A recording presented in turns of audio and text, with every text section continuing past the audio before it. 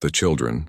On his chest, Captain Cole Payne had survived 15 years of war, but nothing in those years had prepared him for this moment. He woke with the familiar instinct of a soldier, alert before his eyes even opened. His hand twitched toward the knife at his thigh. His ears caught the sound of boots, the weight of air full of danger. But then he felt something strange against his chest, soft warmth, light breathing, the steady rhythm of small bodies pressed close. When he opened his eyes, he did not see enemy soldiers. He saw 3 small alien children curled up against him as if he were their fortress. Their emerald green skin glowed faintly under the flickering lights of the docking bay. Their delicate lilac dresses crumpled but still fine, their braids shining with the marks of high bloodlines. The smallest one rested her head against his armored shoulder, her little hand clutching the fabric of his chest plate as if it were safety itself. To Cole's left, Argo the shepherd sat watchful, ears up, a low growl rumbling in his throat, warning of danger close by. The danger became clear in a heartbeat. A ring of Vidian royal guards surrounded them, energy blades drawn, rifles ready, their eyes cold and suspicious. One stepped forward and pressed the tip of a gleaming blade close to Cole's throat. "Human, do not move," the guard hissed. Cole's muscles tensed, ready for the strike, but he forced himself still, because any sudden move could put the children in the crossfire. The guards parted and a taller figure entered. She moved with a presence that bent the air around her, every step calm, controlled, and full of authority. Her emerald skin was darker. Her ceremonial armor gleamed with gold edges. Her eyes burned with fire that even battle-hardened Cole found hard to face. It was Empress Valora herself, the ruler of the Vidian Empire, the queen who had fought humanity for years before peace. Was signed. She stopped in front of him, staring down with regal intensity, her gaze shifting briefly to the sleeping children against his armor. Cole slowly raised his hands, showing no weapon, only the truth of his situation. "Your Majesty," he said, his voice rough but steady. "I didn't kidnap your daughters. They found me lost in the industrial district. I only kept them safe." The Empress's sharp eyes did not soften, but something flickered in them, something quick and hidden. The guards stiffened at his words, ready to cut him down, but Valora lifted a hand, and in an instant the tension dropped. For a long silence, nothing moved except the slow rise and fall of the princess's breathing. Cole stood frozen, every instinct screaming at him to prepare for death. Yet his chest grew heavier not from fear, but from the 3 small lives leaning against him without hesitation. They had trusted him without knowing his name, without caring that he was the enemy their people had fought for so long, and now that trust was a shield stronger than his armor. The Empress's lips curved into something unexpected, a laugh, rich and melodic, echoing through the bay like a song played in a war zone. The guards blinked, some even shifting uncertainly, because no one expected the queen's laughter here. "You are bold, human," she said at last, her voice strong but strangely amused. "Few would dare to speak to me so directly. Fewer still would earn the trust of my children in such a short time." Cole's jaw tightened, but he held her gaze, refusing to look away. "With respect, Your Majesty, I only did what anyone would. They were in danger, and no soldier leaves children behind." That answer seemed to strike her more deeply than his earlier words. The Empress studied him with the calm patience of a hunter weighing not his strength but his spirit. Then she turned her gaze back to her daughter, still sleeping peacefully, curled against the chest of the human she had been taught to hate.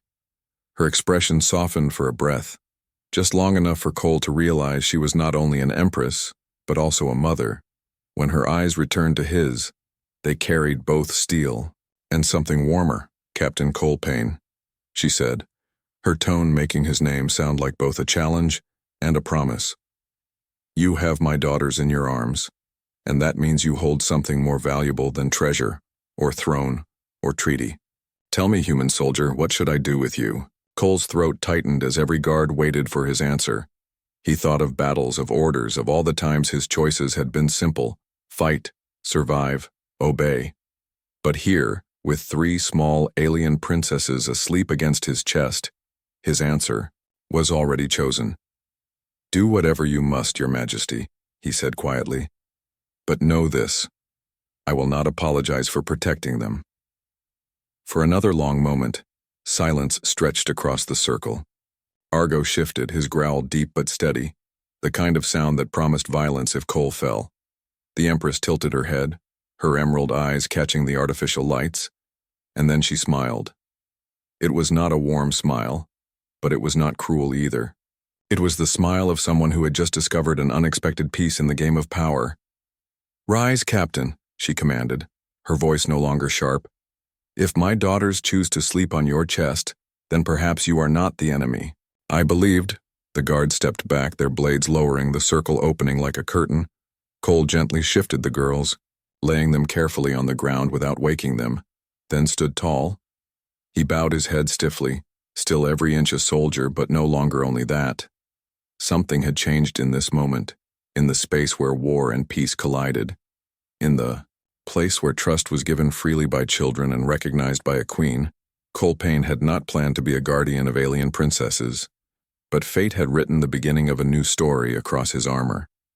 And the first chapter was titled simply, "The Children on His Chest, Terms of a Dangerous Invitation." The palace of Nixara was not built for humans. Its halls were vast, ceilings high enough for ships' hulls, doorways carved with symbols older than any Terran colony. The air heavy with scents of oils and crystal. Fires. Cole Payne walked those halls with Argo padding at his side. A human soldier among alien royalty, feeling every stare like the weight of a rifle sight. He had expected chains after the encounter at the spaceport. Instead, Empress Valora had ordered him escorted not to a cell, but to the heart of her court. The decision unsettled him more than any blade at his throat. Enemies were simple. This was not. The grand chamber opened before him, a river of alien nobles clothed in silks that shimmered like liquid gems. Their almond eyes followed him with disdain, whispers like blades sliding across glass. A human, here, standing under the banners of the empire that had slaughtered his brothers in the trenches of Marduk. Cole's jaw clenched, his armor suddenly heavier, but he kept walking step by step, until he stood before the throne. Valora rose, tall and striking, her headdress casting long shadows that danced like living things. Her daughters had already been carried away to their chambers, safe now, but their absence left an ache Cole didn't expect. The Empress's gaze swept over him with the calm precision of a hunter. "You guarded what is mine," she said, her voice carrying to every ear in the hall. "And for that, I will not call you enemy today." Cole said nothing. Silence felt safer than words. Yet silence in this court was as dangerous as speech. A ripple of murmurs spread, some voices curious, others bitter. Valora raised her hand and all sound ceased. "I have many diplomats," she continued, her eyes locked on him. "Men and women who speak 10 languages but say nothing, who bow and smile while hiding knives. I do not need more of them." She stepped closer, her presence sharp as a drawn blade. "What I require is someone who cannot lie to me. Someone who will tell me truths my own people will not. Truths about humans, about war, about loyalty, and about betrayal." Cole's chest tightened. He was no diplomat. He was a soldier, trained to fight, not to dance in political courts. "With respect, Your Majesty," he said, his voice low but firm. I'm not the man you're looking for. I am a Marine, not a court advisor." The Empress's lips curved in something almost like amusement, but her eyes remained sharp. "Exactly," she replied. "A soldier knows where words end and blood begins. That is why I choose you." Gasps filled the chamber. Nobles stiffened. A few even stepped back as if the air itself had turned dangerous. Valora's decree had just placed a human veteran into her inner circle, and the court did not like it. Cole felt the weight of their glares, but he stood his ground. "I don't accept assignments without knowing the cost," he said carefully. "What is it you really want from me?" The Empress studied him, then leaned closer, her voice lowering, though every noble strained to hear. "What I want, Captain, is not obedience but honesty. What I want is a soldier who can face me without fear, because in truth I fear only liars." For a heartbeat, the chamber seemed to hold its breath. Cole's eyes narrowed. Every instinct told him this was a trap, a test, maybe both. But he had survived war by trusting instinct and then stepping past it when the mission demanded. So he spoke plain, even in the middle of her throne room, even with every alien blade ready to fall. "If you want honesty," he said, his voice steady, "then here is my truth, your majesty. This palace reeks of distrust. Your nobles bow to you, but their eyes wander. They hide things from you, maybe. Even plot against you, I can smell it like poison in the air." Garden shots and quiet footsteps. The Vidian royal palace had gardens larger than some Terran cities. They stretched out in glass domes and marble courtyards, filled with glowing plants that swayed like living lanterns. It was here the princesses studied history with their tutors. Here they played among fountains that sang with alien music. And it was here Cole Payne heard the first shot. It was not the roar of human rifles, not the crack of Terran ballistics. It was the sharp hiss of Vidian pulse fire, thin, electric, deadly. The sound froze him mid-stride, his body reacting before his mind could catch up. Argo stiffened, ears pointed, hackles rising like the teeth of a saw. "Trouble," Cole muttered, already moving, his hand brushing the familiar weight of his sidearm. The marble paths twisted like a maze, but his instincts carried him toward the danger. Screams echoed through the greenery, guards shouting, then silenced in bursts of fire. When he turned the last corner, the scene opened like a nightmare. 2 royal guards lay smoking on the ground, their armor blackened where energy bolts had torn through. 3 intruders in stealth suits advanced toward the pavilion, their weapons drawn. Inside the glass pavilion, the princesses and their tutors huddled together, wide-eyed and cornered. Cole didn't hesitate. Hesitation killed soldiers. Hesitation killed children. He charged, a human war cry breaking across the polished stones. The intruders spun in shock, unprepared to see a human running at them in the Empress's own garden. That heartbeat of surprise was his advantage. Cole hit the first one like a hammer, shoulder low, driving the attacker to the ground, his combat knife flashing. A single strike to the throat stunned the enemy, enough to keep him down. The second intruder raised his weapon, but Argo leapt first. The shepherd's jaws clamped onto the attacker's arm, dragging him down with a ferocious growl. The weapon clattered uselessly across the stones, and the attacker screamed in pain as Argo shook him like prey. Cole rolled, grabbed the fallen weapon, and fired twice in the same breath. The third intruder staggered, one bolt tearing through his leg, the other smashing into his shoulder, disabling without killing. Silence fell as fast as the fight had begun.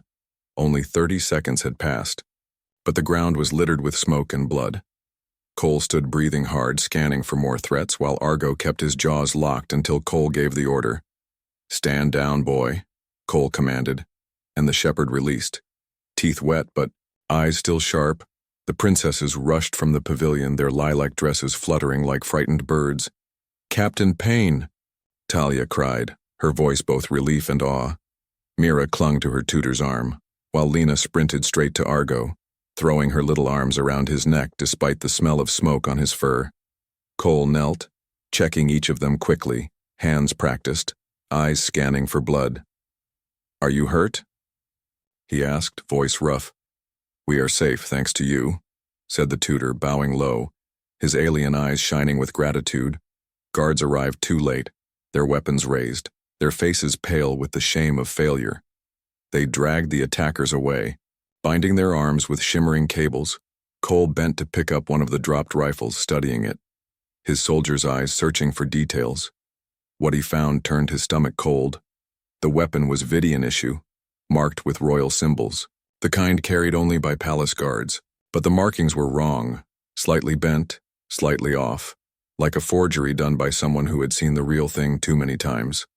"Counterfeit," Cole muttered, turning the weapon in his hands, but close enough to pass at a glance. Philora arrived moments later, striding through the garden with her personal guard at her back. Her eyes locked on the attackers, then on Cole, then on her daughters clinging to him.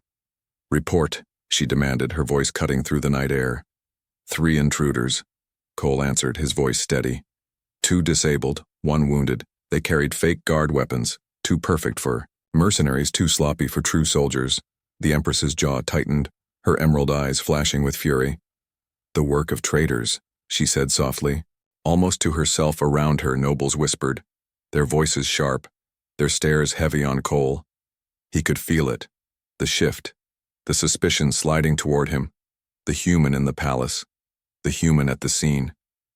He had saved the princesses, yes, but in politics even heroes could be twisted into suspects. Cole saw it too. Saw the way certain eyes lingered. Saw the faint smile of Lord Naxos in the shadow of a column. It was the smile of a man who saw opportunity in blood. And Cole understood in that moment that saving the princesses had only placed him deeper in the crosshairs. He wasn't just a soldier anymore, he was a piece in a game of knives played under glass skies. A game where one wrong step meant war. Valora stepped forward, her voice rising for all to hear. "Behold the human," she declared, her tone carrying like thunder.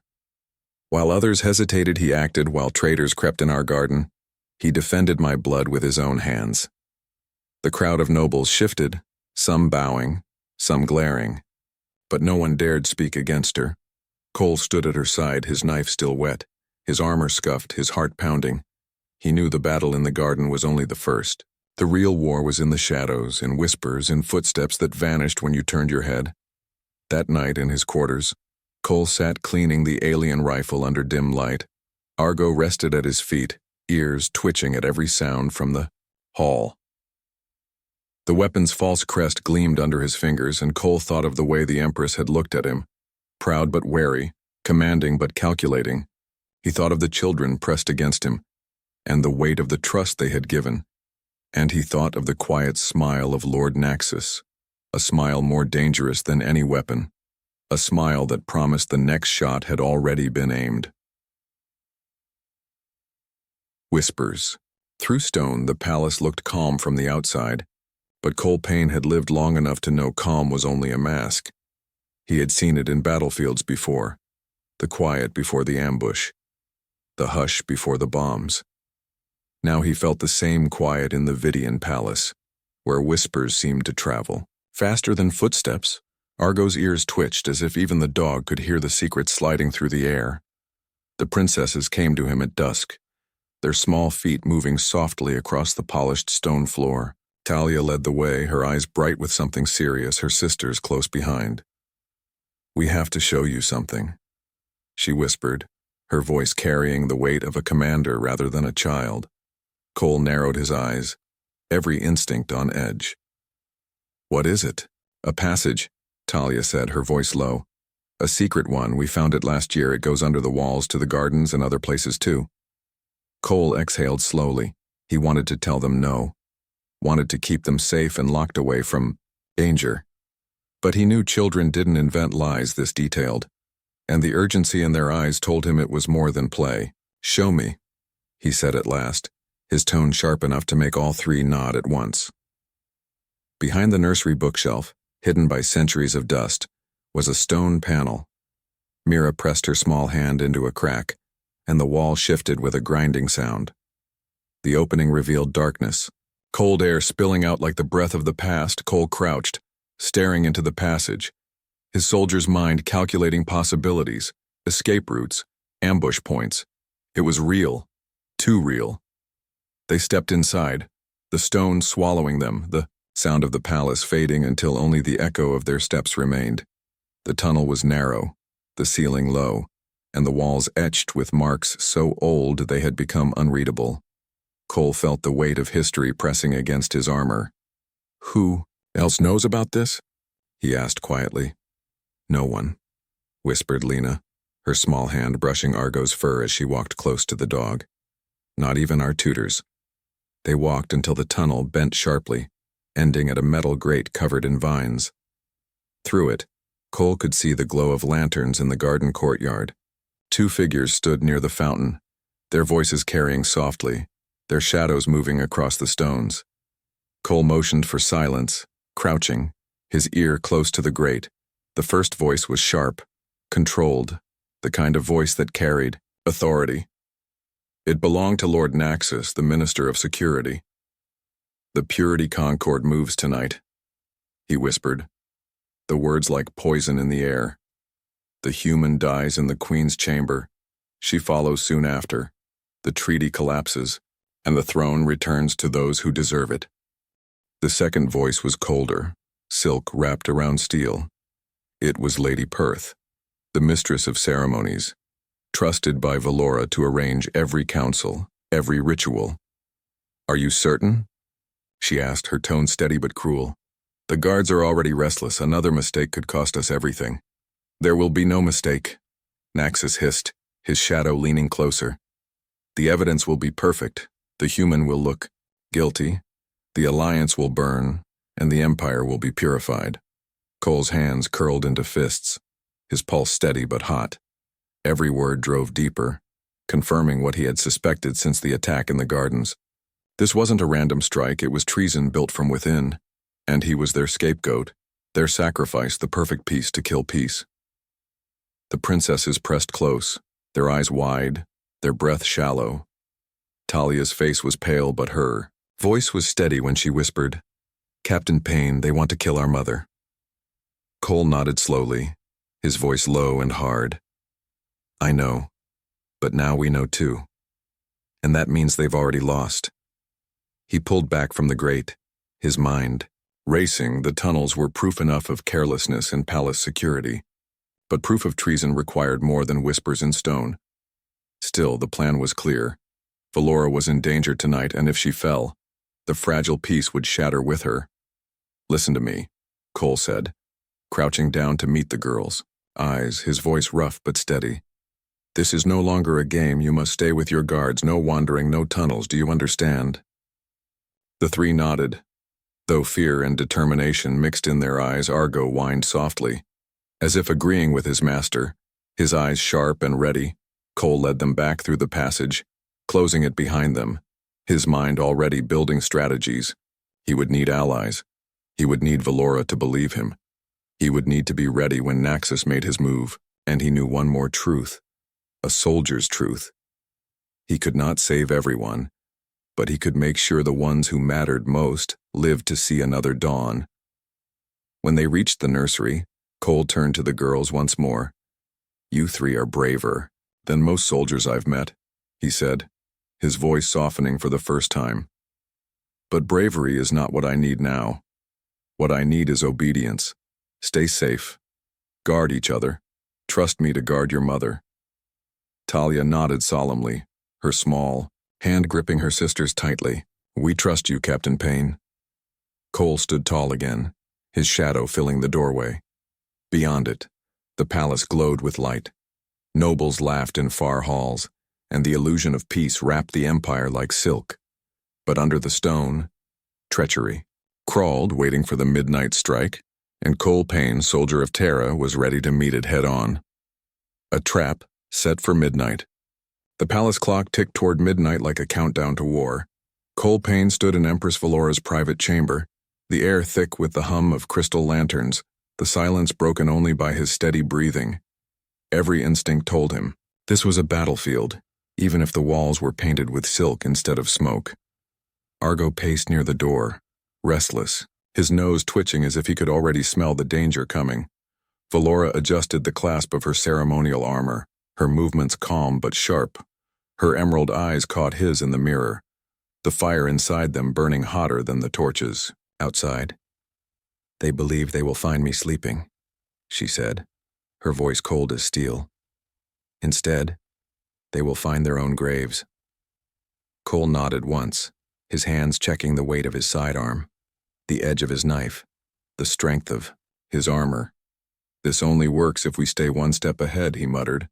"One mistake, and they'll frame me for your death before I can draw a breath." The Empress turned, stepping close enough for him to feel the chill of her presence. "You risk your life for my daughters. Now you risk it for me," she said, her voice lowering. "Tell me, Captain, why?" Cole met her gaze without flinching, his tone blunt. "Because children deserve a future, and because leaders don't deserve to be cut down by cowards hiding in shadows." Valora's lips curved faintly, not a smile, but an acknowledgement, the kind warriors give each other before battle. "Then tonight," she whispered, "we fight together." The plan was simple, dangerous, and unforgiving. Valora would leave a decoy, her sleeping form hidden beneath silken covers, a combat dummy shaped to her body. Cole would slip into the secret passages, moving like a ghost through the stone, waiting behind the walls. When the conspirators came, they would find not a queen alone, but a soldier waiting with a blade, minutes stretched thin as glass. The palace outside was still, too still, the kind of quiet soldiers learn to fear. Cole crouched in the dark of the passage, his knife in one hand, his pistol in the other. The cold stone pressed against his back, and the whispers of treason he had heard earlier echoed in his mind. Then it came, the scrape of a hidden door sliding open, the sound of boots soft on the carpet. 4 figures entered the chamber, shadows slipping across the floor, weapons drawn. At their front was Lord Naxos, his tall frame cloaked in black, his eyes gleaming with cold certainty. "This ends tonight," he hissed, raising his blade toward the bed where Valora's false body lay still beneath the covers. Lady Perth followed, her expression calm as, though arranging a ceremony instead of a murder, 2 royal guards flanked them, men who had sworn oaths to protect their queen, now betraying them without shame. Cole's jaw tightened, his breath slow and steady. The predators calm before the strike. He waited until Naxos raised his blade higher, ready to plunge it down. Then Cole stepped from the shadows, his voice cutting through the chamber like a shot. "I wouldn't do that if I were you." He growled, his pistol aimed squarely at the traitor's chest. Naxos froze, his eyes narrowing, his blade trembling in the air. "You," he spat, venom in his voice. "Of course it's you." At that moment, the silken covers shifted, the false queen dissolving into smoke. From the far side of the chamber, Valora stepped forward, her armor glinting, her gaze burning. "Lord Naxos," she said, her voice carrying death, "you dare draw steel in my chamber, you dare breathe treason under my roof." The guards around him faltered, but Naxos did not lower his weapon. "You are blinded by weakness," Naxos snarled. "Blinded by humans, by impurity, by lies. Your throne must be cleansed, your bloodline purified." Valora's expression hardened, her voice sharp as a blade. "Purity is the excuse of cowards. Our empire was built by strength, and strength is found in unity, not in fear." Cole moved closer, his pistol steady, his knife ready. But Naxos was fast, too fast. Instead of striking the queen, he turned suddenly, lunging toward the wall where the secret grate hid the princess's favorite tunnel. Cole's heart dropped, realization slicing through him. Naxos knew, or at least suspected, the children's hiding place. Without thinking, Cole dove forward, his body colliding with the traitor's just as the blade swung. The edge slashed across his shoulder, burning through armor and flesh. Pain seared him, but he held on, driving his knife into the stone floor beside Naxos's throat, pinning him down. Argo burst into the room with a savage growl, tackling one of the treacherous guards before he could raise his weapon. Chaos ignited.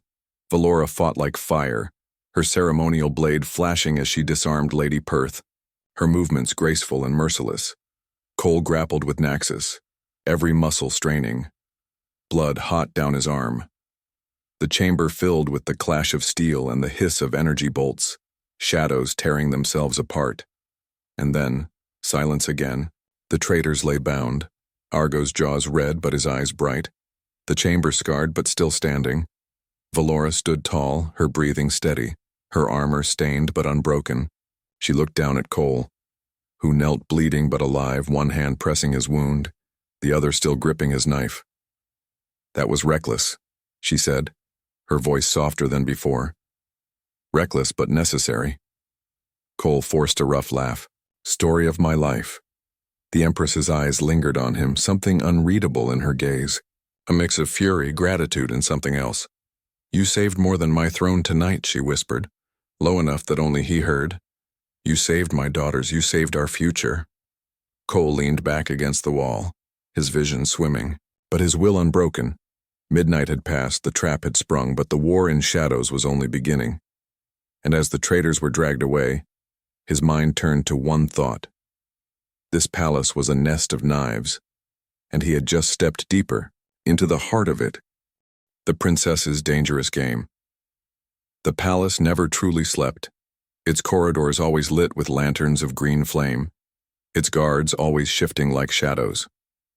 But in the royal nursery, the silence of night was broken not by alarms or assassins, but by giggles, whispers, and the soft scurrying of small feet. Colepane had been ordered to rest, his shoulder bound in fresh bandages, his body heavy with fatigue. Yet he found no sleep, his mind replaying the clash with Naxos, the burn of betrayal, the narrow escape. Argo slept near his bed, one eye closed, the other watching the door. A sentinel even in dreams. It was that watchful ear that caught the first creak of movement. Down the corridor, Cole rose, his weapon close, his breath steady despite the sting of his wound. He followed the faint sound until he reached the nursery. The door was ajar, pale light spilling through, voices soft but unmistakable.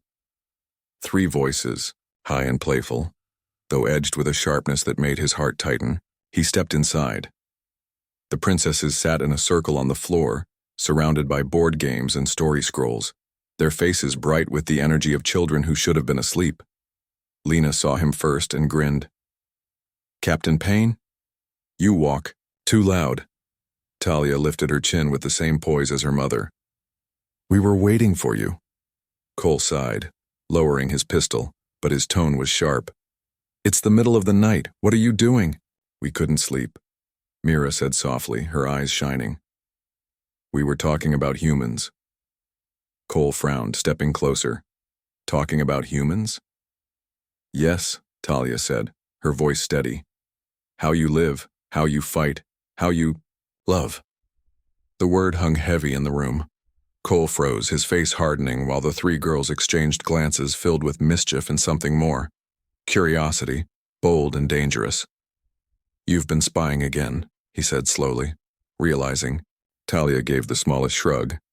"You adults speak too loudly when you think children aren't listening." Before Cole could respond, Lena clapped her hands. "We know humans kiss," she said, her voice innocent but her eyes sharp. "We know humans hold hands and stay close and choose mates, not for politics but for hearts." Mira leaned closer, whispering as if it were a sacred truth. "And Mother likes you." Cole's breath caught, his soldiers' calm faltering for the first time. "That's not," he began, but Talia cut him off, her tone firm. "Don't lie to us, Captain. We are young, but we are not blind." Silence filled the nursery, heavy as stone. The children stared at him, waiting, testing, their eyes reflecting both innocence and the sharp intuition of royalty. Cole exhaled, his voice lowering. "This is dangerous talk. Do you understand? If the wrong ears hear it, it could destroy everything." "Then we won't tell the wrong ears," Talia said simply. "We only tell you, and we only tell Mother." Argo padded forward, pressing against Cole's leg, as if sensing his unease. The soldier crouched, meeting the princesses at eye level, his voice rough. "You 3 are playing a dangerous game, one that could cost lives. And yet we play," Talia whispered back, her gaze steady. "Because sometimes children see truths adults bury, under fear." Before Cole could answer, Mira leaned close, her whisper trembling. "We heard more, Captain. Not just about you and Mother." Cole's heart sharpened. "What did you hear?" "Lord Naxos was not alone," Mira said. "Others speak in the gardens, in the tunnels. They say the Purity Concord is larger than anyone believes. They say more blood will spill." The words chilled him. This wasn't over. The coup had been only the beginning. Treason still lived in the palace walls. He clenched his jaw, his tone firm. "You should not have been there. It's not your duty to spy." "But it is our future," Talia replied, her voice older than her years. "If the throne falls, so do we, and so does peace." Cole stared at her, struck by the fire in her eyes, the same fire he had seen in Valora. They were children, yes, but heirs too, clever, fearless, and already shaping the game. And he realized then that the princesses were not merely playing. They were moving pieces on the board in their own way, small but dangerous. He rose slowly, his voice low. If you insist on being part of this, then you follow my rules. No wandering without guards, no tunnels without me, and no secrets between us. Do you understand? The three nodded solemnly, though their eyes gleamed with mischief still. Good, Cole muttered, though deep down he knew they would test those rules the moment it suited them. As he turned to leave, Lena called softly, "Captain Payne." He paused, looking back. "When this is over," she whispered, curling into her blankets. "Tell us a story again, but this time, tell us the ending where the knight saves the queen." Cole's chest tightened, but he nodded once, his voice low, "Only if the knight lives long enough to tell it."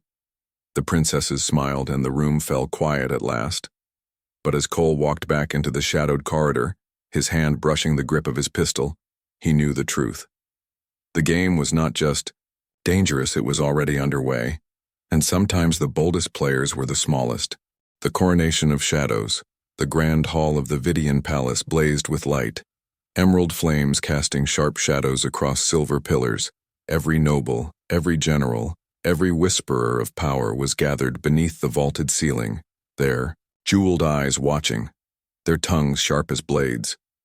The coronation of peace had been announced, a ceremony to honor those who had defended the throne from treachery.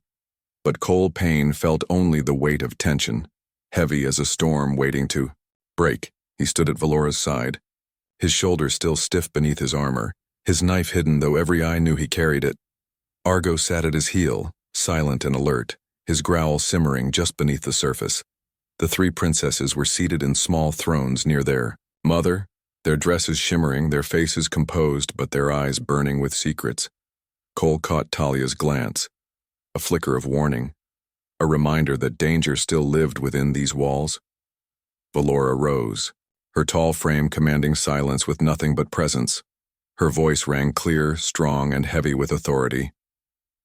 "Tonight, we stand on the edge of history, no longer enemies, but allies, stronger together than apart," the nobles murmured, some nodding, others frowning, the fracture lines in the empire showing like cracks in glass. Cole's eyes swept the crowd, searching, hunting, until he saw it.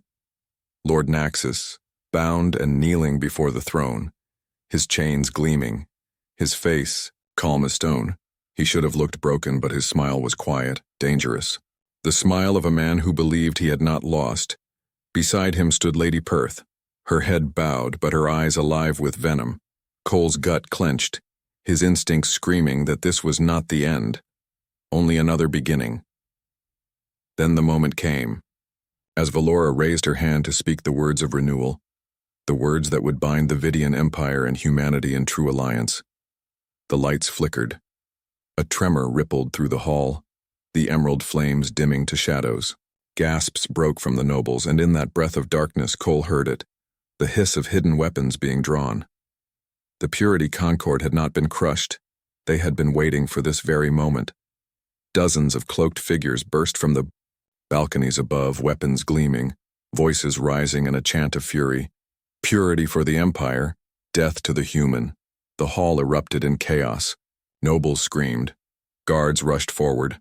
Blades clashed and energy bolts tore through banners and stone.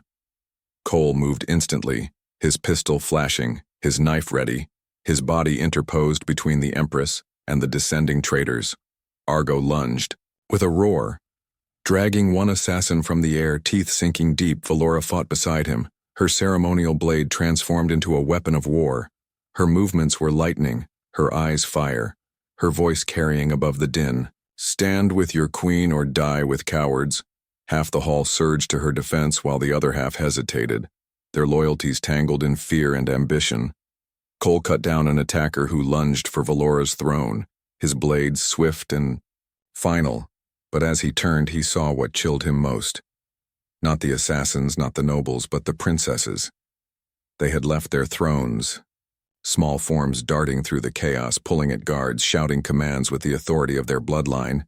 Talia's voice rang above the storm, clear and fierce. "Protect the Empress. Protect Captain Payne." The sight struck the court like thunder. Children, heirs, stepping into the storm without fear, their voices uniting nobles who had wavered. The palace guards roared as if awakened, their blades lifted higher, their loyalty hardening into steel. The princesses had turned the tide with nothing but courage and the weight of their names. Cole fought like a wall of iron, blood hot in his veins, pain forgotten. Every strike he made was to buy a breath for Valora.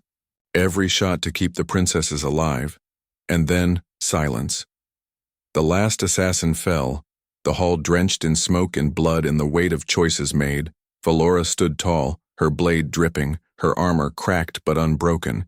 At her feet, the conspirators lay defeated, their chants turned to ashes. She raised her hand, her voice thunder across the hall. You have seen treachery burn, you have seen loyalty rise, and you have seen a human fight with more honor than those born to this empire. She turned, her eyes finding Cole, steady and fierce. From this day, Captain Payne is no longer merely a guest, nor a guard. He is Imperial Protector, chosen by the throne, trusted by the crown, and honored by my bloodline. Gasps filled the air, shock rippling through the nobles, but none dared to speak against it, not with the bodies of traitors at their feet, not with the princesses lifting, their voices in unity. Protector, they cried together, their voices small yet unshakable. Protector of the Queen, protector of us. The hall bowed one after another, the sound of armor and silk falling into submission. For the first time, Cole felt the weight not of suspicion, but of acceptance. And as Valora stepped closer, her eyes meeting his, her voice dropped low enough for only him. You saved us all tonight, Captain, but more than that, you saved tomorrow. Cole's chest tightened, his body heavy with exhaustion, his heart heavy with something far more dangerous than battle. He looked to the princesses, their faces bright with pride, and to Valora, her gaze steady, her fire undimmed.